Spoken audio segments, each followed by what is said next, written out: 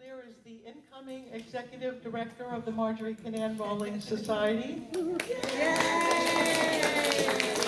Former president. She's professor of humanities at Embry-Riddle Aeronautical University and is author of The Remarkable Kinship of Marjorie Canaan Rawlings and Ellen Glasgow. She has been member of the MKR Society for 13 years. As a trustee, she also serves as the director of our society website. Ashley's presentation today will be called Three People in One, an examination of women's roles in the life and literature of Marjorie Canaan Rawlings. Yay.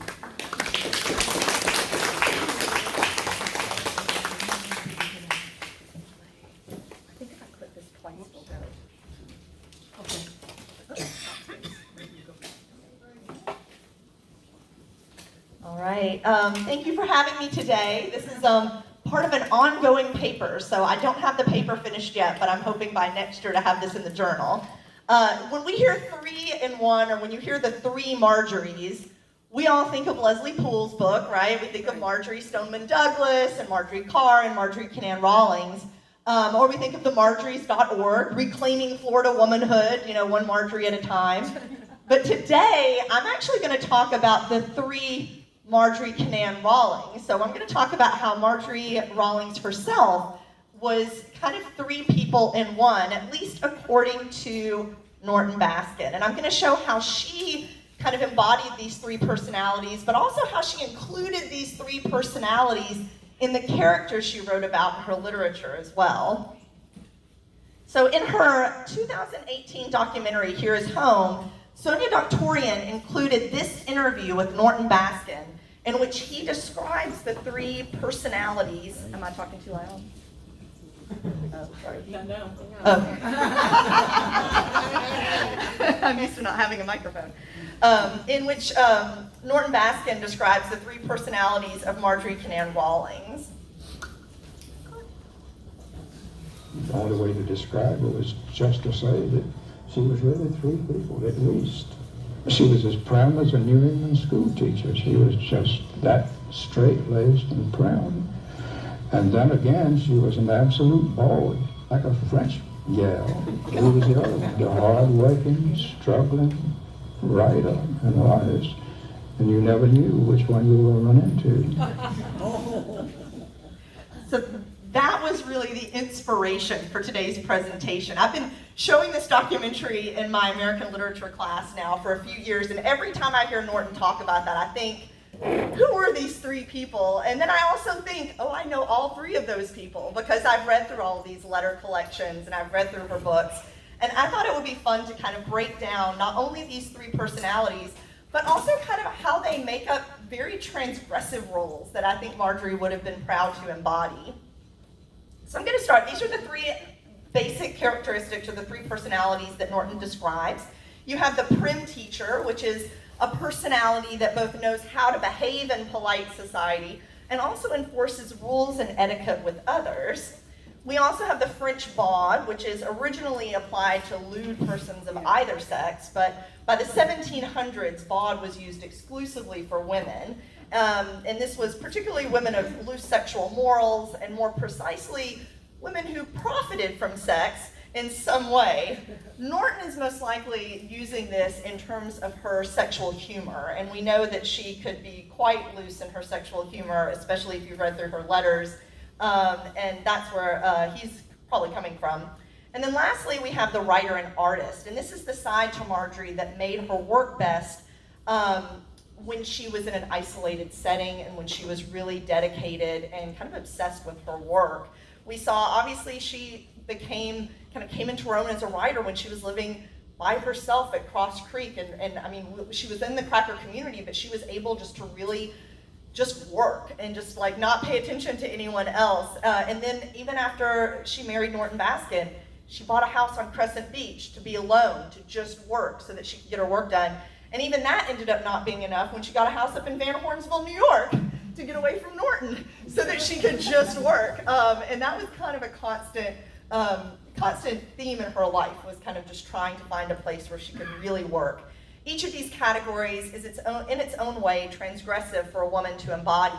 And Rawlings was embodying all three and navigating between them if Norton is to be believed.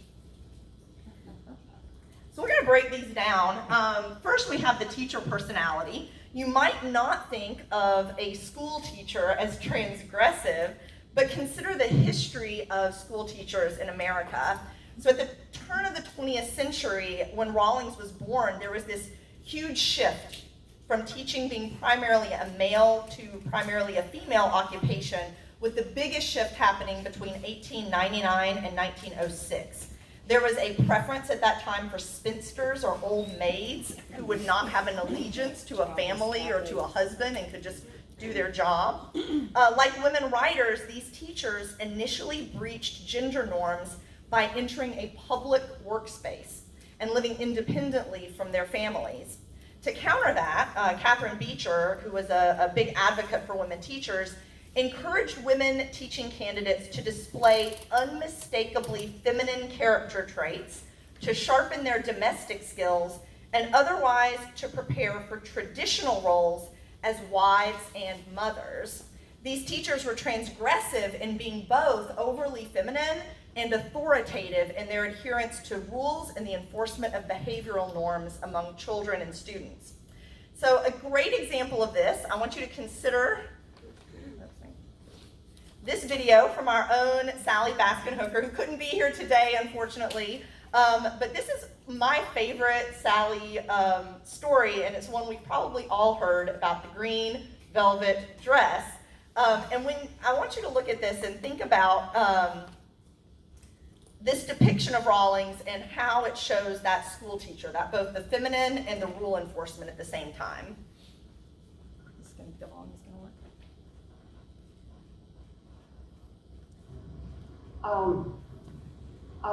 There's one more little story I'd like to tell. He asked what my relationship with Aunt Marjorie was. She would borrow me because there would be these mother-daughter, and I was convenient, and I guess she thought, well, I knew good manners. So there was one that was going to be a mother and daughter luncheon at a big hotel there in St. Augustine. And she must have had plenty of time to plan this, because she came down to Marineland and she had this big box with a pink bow on top. And I thought, oh, I'm finally getting my mink coat. Too many movies, right? Well, we opened it up, and in here was a green velvet dress with Irish lace collar and sleeves. And of course, there was always shoes and socks and a purse and gloves, because she made sure of that. Well, we went out to lunch, and I'm sitting there. Oh, I had never seen velvet before. And if you know velvet, if you do it this way, it's one color. Do it this way, it's another color. You can write your name in it. So I'm sitting there playing. Well, in this very soft but permanent voice, she says, "Sally B, stop petting your dress." Yes, ma'am. Hands folded in the lap. So on the poster, you will see me with my green velvet dress, which my mother gave away sometime. Okay, so this depiction of Rawlings illustrates exactly that concept of the school teacher as both kind of an enforcer of behavior and also an embodiment of feminine ideals. After all, Rawlings is gaining entry to this luncheon by borrowing Norton's niece to take it because she didn't have her own daughter. And then on top of that, she's reprimanding her when she behaves inappropriately in a very specific, feminine yet firm way. And that kind of goes along with what Norton was saying with that New England school teacher. We also see the same personality in her literature. And as an example, I want to use the kind of contrasting depictions of Ma Baxter and Grandma Hutto from The Yearling. Now, think about Ma Baxter as the rule enforcer, the person who's going to shake her finger at you. If you remember The Yearling, there are a few scenes I'd like to call to mind that make Ma Baxter fit this personality. First, after Julia, who is the good hunting dog, is injured in that very first bear hunt, the unsuccessful one, and Ezra brings Julia home and is going to basically be caring for Julia in the house because his hunting dog is his baby. And Ma Baxter turns and says, "Not to my bedroom, Ezra Baxter. I'll do for her what's got to be done, but I'll not have you popping in and out in the bed all night, waking me." And then, of course, we know Ma Baxter was extremely critical of the Forresters, mostly because they didn't have good manners, and they didn't have good etiquette, and they didn't have the behaviors that she felt were appropriate. At the Forresters, Jody actually remarked, "Ma Baxter would never have allowed pocket knives to be flipped into her clean, smooth floors." And then when he gets home and says that he is so hungry, my belly thinks my throat is cut, Ma Baxter responds, "That's the kind of thing you learn of them low-down rascals," meaning the Forresters. When it comes to Flag, I think this quote sums it up best. "Ma Baxter was tolerant, but she was never amused." And that's how she kind of felt about the deer. And then lastly, during the storm that nearly destroys Baxter Island and floods the area, Pa actually gets upset enough to muse, "This must be the way the Lord made the blasted ocean." And Ma Baxter responds, "Hush, you'll be punished." Meaning that she's even enforcing like the rule of God in her house. So Grandma Hutto, as a widow woman, fits that other example that was mentioned of the being overly feminine. So she's living alone as a woman, as a widow woman, and so as this lonely woman living alone, she is overly feminized throughout the depiction of her in the book. Jody describes the delicate, sweet scent of Grandma Hutto, and then her home is described, "Grandma Hutto's flower garden was a bright patchwork quilt thrown down inside the pickets. Her small white cottage was bound to the substantial earth with vines of honeysuckle and jessamine." So we have our jessamine depiction in Grandma Hutto's house as well. And then lastly, and this is my favorite quote about Grandma Hutto, is, "Young men went away from her with a feeling of bravado. Old men were enslaved by her silver curls. Something about her was forever female and made all men virile. Her gift infuriated all women." So that was the last depiction of Grandma Hutto. So we see between Ma Baxter and Grandma Hutto, these two kind of depictions of the New England school teacher come to life. And the next one is the French bawd. Now, I actually, to try and learn a little bit more about where this term came from, I actually found an entire volume on the biographies and autobiographies of whores from 1700 to 1825, which we're gonna see if my interlibrary loan people flag me for that one. But yeah, what is she doing? But similar to the code switching for school teachers, the French bawd was this lewd person, as I mentioned, initially male, but by 1700 exclusively female, and mostly applied to women prostitutes or women who ran brothels at 1700 or later. In this volume on biographies of whores, Julie Peekman explained that both biographies and autobiographies of those same whores to whom the term bawd was applied included two sets of women: the lower class prostitutes who managed to escape poverty by rising to become mistresses of rich noblemen, and those from middling or upper echelons who chose to escape the confines of respectable boredom for a more exciting life as a kept woman. Peekman also points out there was an occasional third type made up of a titled noblewoman, as the profession allowed for courtesans themselves to make a profit, and that resulted in whore autobiography because they could actually write about their own experiences.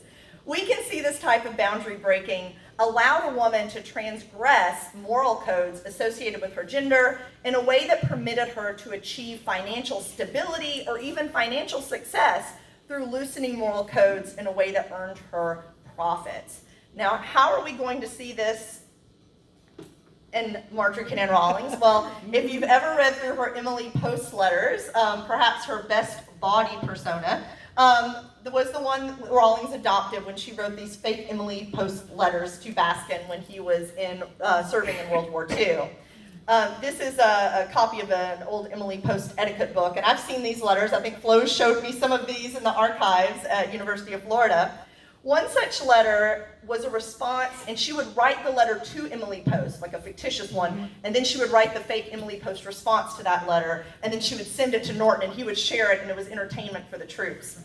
One such letter was a response to a fictitious letter from a 20-year-old Jake, who wanted to know what he should have said after walking in on a young woman sitting on the can in the family bathroom and causing her to scream hysterically. Writing as Emily Post, Rawlings advised the young man to, quote, make a tactful speech, such as this.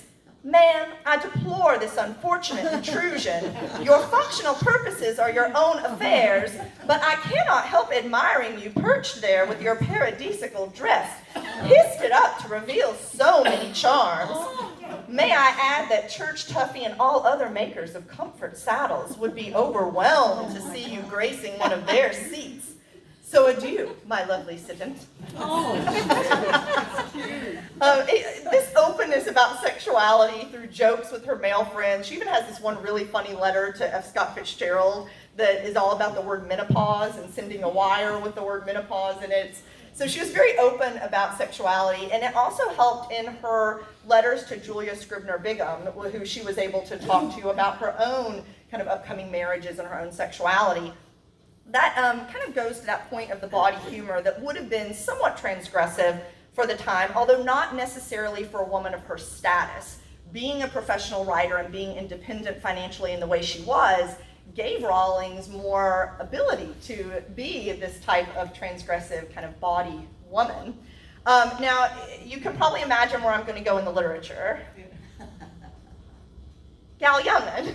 And of course, Gal Youngman is the perfect example of this type of sexual openness, and we see both characters through Maddie and Ellie. These are two different women, the older woman who is successful in her own right, and then the young woman who is basically sexually kind of being exploited by this man. So Maddie, who goes by Matt in the story, and Ellie from Gal Youngman speak to both the sexual desires of women and also their victimization of sexual objects by men. When Matt, the middle-aged widow woman, first considers Trax, and that's the man, he's a moonshiner who happened upon her cabin while hunting and then returned when he learned her potential wealth to become a romantic partner. When she first thinks of him, she thinks of him in this overtly sexual way. And if you go back and read her description of first meeting Trax and him coming to visit alone to her house, it was fitting that this dark, glamorous young man should belong to the rocket-lit world of danger. It was ecstasy, painful in its sharpness, that he should be tilted back at her table, flicking his fragrant ashes on her clean, lonely floor. So you can see that kind of, I know, it's sizzling in there. And then after they get married and Trax starts bringing these questionable men back to the house, Matt serves another role as a kind of a house mother to their licentious lifestyle.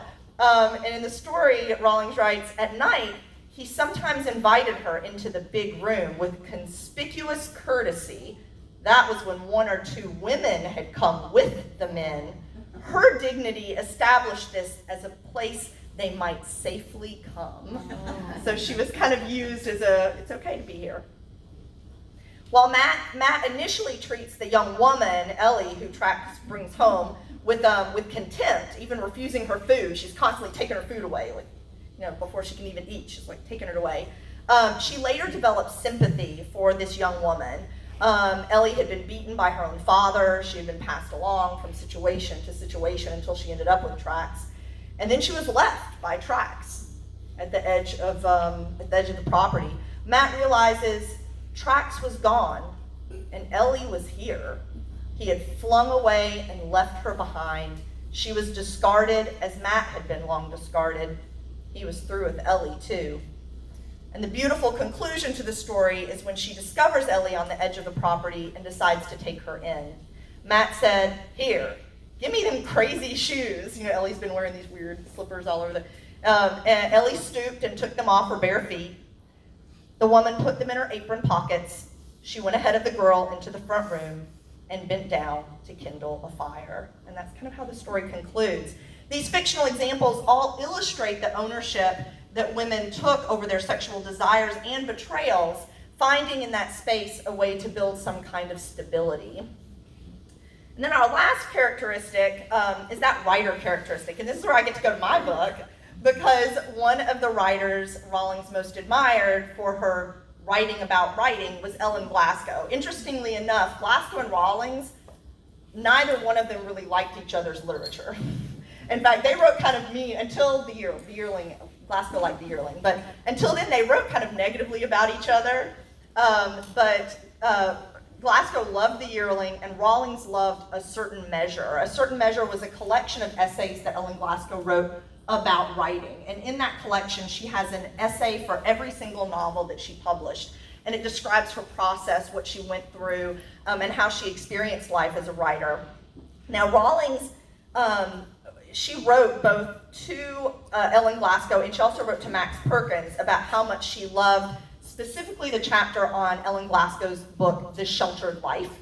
And in that chapter, she describes how when you finish a project, you have to wait for the well to replenish, basically, before you can start something new, that the well springs have to fill back up, and that you deplete yourself when you write. You have to let the well springs fill back up before you can write again. In this chapter, Glasgow also describes the struggles of being a writer. She explains how she agrees with those writers who have found actual writing to be the hardest work in the world. She quotes Stevenson, who once wrote, "The practice of letters is miserably harassing to the mind, and after an hour or two's work, all the more human portion of an author is extinct. He will bully, backbite, and speak daggers." Glasgow goes on in that same chapter to write, "Well, the writing of fiction is worth, I imagine, exactly what digging a ditch or charting the heavens may be worth to the worker, which is not a penny more or less than the release of mind that it brings. Although I may not speak as an authority, at least I can speak from long perseverance. I became a novelist before I was old enough to resist, and I remained a novelist because no other enterprise in life has afforded me the same interest or provided me with equal contentment." And Marge was able, I'm already looking at the next book, Marjorie was able to share the same type of advice giving to Julia when she wrote letters to Julia Scribner Bingham about her own experiences and attempts to become a writer. And we see this in the letters. Rawlings actually wrote to Julia, "If you will look up again Thomas Wolfe's The Story of the Novel, you will find his admission of the same suffering, actually a sense of nakedness, of shame, that overwhelms one who has torn the works from his guts and then cruelly sent them out into an irrevocable daylight where they are doomed to wander for any dolt to observe their pitiableness, their inadequacy, and the embarrassing blood with which they drip." Too much. The one compensation is that those who are not dolts see beyond the blood and tatters and take the wanderers to their hearts for the sake of the breath of life that is in them. And then she concludes the letter by admitting that it is a touch of hypocrisy, given that her own rage and despair so often overwhelm her, and she has to fight constantly to keep her balance. Now, she doesn't write about writers, right? There aren't a lot of writer or author characters in the works of Marjorie Can Rawlings, but she does include some pretty hard workers. Consider the cracker women that she writes about throughout her literature, specifically those who take on the hard labor of the fields as easily as they endure the hard labor within the home. Piety from South Moon Under distinguishes herself from her siblings by being the girl most likely to plow a field. In one of the earliest scenes in the novel, she can be found with her father Lantry in the field, and they have this exchange. I'm going to try and read this in dialect, so I'm going to apologize in advance. "Leave me to finish here, Piety," he called to her. "The way the plow done wasted you, can't be you got much breath left." "It didn't harm me none," she laughed, shaking her small head at him. "Whoa!" She lay back on her plow lines to stop the horse. "I ain't no ways tired."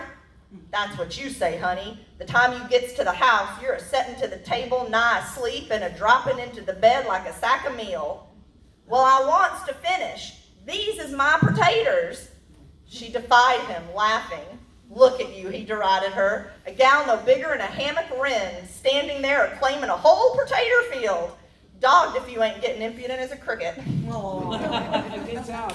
So did I do okay with this? Trying to get my dialect in. After her mother's death and burial, there's also this really great scene that reminds me a lot of Jody and Penny Baxter, where Lantry and his daughter long to go to the interrupted work of the field. They sat stiffly on a bench against the wall. Her mother, Piety thought, had enjoyed so little. Piety and Lantry, and indeed most folks she knew, felt a sharp pleasure in the details of the precarious thing that was existence. She had never understood her mother's grumblings. When her father and her husband both die, like right at the same time, Piety keeps up this work with her son, Lant, and becomes kind of head of household and the mother who can hunt and plow as stolidly as she can cook and clean. So lastly, and this is where I'm going to be going with the article when I get around to hopefully finishing it this summer, is to consider like how these roles are navigated. And there are kind of 4 things that I found both that helped Rawlings, but also that were kind of symptoms of what it's like to experience these different personalities when you're navigating them. And the first is that she really relied on a strong community of women and men as friends and advocates who accepted all of these different personalities and allowed her to be herself no matter which one she was when she was with them. In the same way, she was fully supported by her spouse, Norton Baskin, who let Marjorie be herself, and definitely in a way Chuck never would have. Let her, if she needs to go, and I think they lived apart more than they lived together after they were married, which is because she needed so much isolation to write. And he, you could tell in that video clip, supported her, knew what she was like, and just really embraced all of those personalities equally in a beautiful way. Number 3, she also was able to use domestic labor, like Adela Parker, to free her from certain household duties that would have interfered with that ambitious work schedule that she had. But lastly, she didn't completely escape the struggles of being a writer. We see with these different roles, we know that she suffered from alcoholism, and we know that she had a lot of insecurities. If you read her letters, she was insecure. She had always wanted a son. She never had a son. The invasion of privacy trial, which really ate away at her. We know that initially her indecision about even marrying Norton Baskin, she kind of flip-flopped a lot on that. And then the difficulty she had writing The Sojourner later in her life. All of those things really were struggles for her. But I would consider all of these kind of struggles worthwhile when you think about what she was able to accomplish and the way that she was able to not just accomplish that, but be renowned within her own lifetime for those accomplishments, which was quite impressive for her day. And with that, I will take questions. This is my first presentation in Canva, by the way. If you're wondering where I got all the cool slides, I'm experimenting with Canva now. Question, how old was Norton in that video? How old was Norton in that video? Is David Nolan here? About 80, I think. He was about 80 in that video? Good. Oh, look great. In the 1980s, it was on Mike Gannon's program, Conversation. So what Flo's saying, it was on Mike Gannon's program, and Okay. David Nolan saying he was probably in his early Wow. 80s, probably. Yeah, it was in the 1980s I when it think was. so, yeah. Okay. Was he working at the Rocking Boat Bar then, David? No, he was retired. He was not working at the Rocking Boat Bar. He was retired, according to David. I'm repeating this for the camera. Other questions? Is everyone ready to have a break? Get some food, make some bids on some auction items? Yeah. Yes, thank you, Mary. Thank you. Oh, wait, one more question. What is your favorite subject, area of your teaching? What is your favorite to teach students also? Like from Rawlings's work? Well, for me. Oh. Let's say Rawlings. Yeah. Oh, I'm going to go with Rawlings. I do teach the yearling. In fact, you're going to meet one of my students tomorrow who won the student essay prize. She's going to be coming up tomorrow. She couldn't come today because she's got school because it's Friday. But Desiree's going to be up here tomorrow to accept the award, and we read the yearling in my American Lit class. I've also taught, is it called The Black Secret, the short story? Is that it? The dark secret. The dark The secret. secret. Yeah, I had a lot of good success teaching that over the years. That's a really interesting one about race in the South that is it I think Dark Secret? Dark shadows. Shadows? You mean a chapter Dark in- shadows. It's a short story, no. No, it's a short It's an story. independent short story. Right. Ashley, Well, Yes. of the four Margarets, which one, as you, that you've been researching, do you feel is the most dominant? I think the most dominant will be the writer-artist Marjorie. And I think what's very difficult about that is that that's the one that was most dominant, but that's the one that the others keep like being noise. They interrupt it. Yeah, they're distractors and interrupting. So she's constantly trying to do that, but there are these other things, and they just keep coming in, and she wants to go back to this, and those keep coming in, and she wants to go back to this. So I do feel that the writer-artist, because I think that's more like it was like a calling. It was who she was.